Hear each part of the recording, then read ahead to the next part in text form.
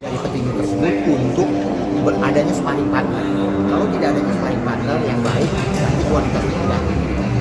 Seleksinya lewat gimana bang? Seleksinya itu termasuk nanti, termasuk di di kejuaraan atau jurnasnya perbati nanti, dan nanti juga hasil dari jurnas tersebut kita akan ada seleksi lagi untuk internal dari kita. Siapa yang terbaik di antara yang lain?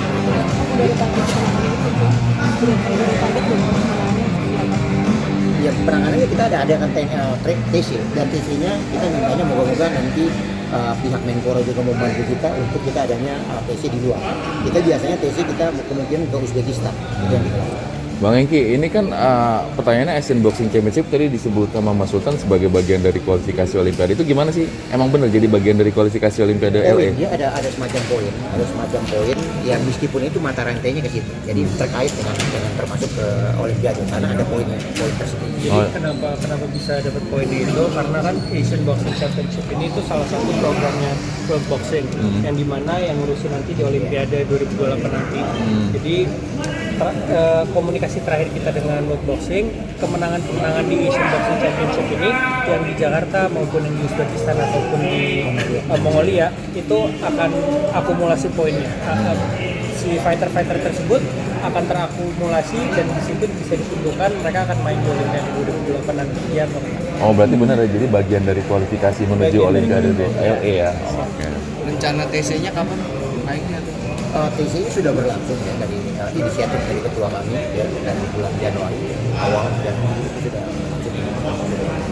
dan sampai sekarang meskipun nanti adanya seleksi tapi tim inti yang kemarin di SEA Games sebagian sudah melakukan kita sudah ada training center. Berapa kelas sih bang ntar yang dipertandingkan di ABC ini? Di ABC ini 18 kelas. 18 kelas. Pria dan wanita ya kan yang mention women's. Oh. Kejurnasnya juga 18 kelas. Iya seperti itu. Jadi kita mesti menyesuaikan misalnya Olimpiade berapa kelas itu juga yang Uzbekistannya kapan? itu nggak training center nanti hasil daripada seleksi naskah ini baru. Kapan sih kejurnasnya bang? Rencananya?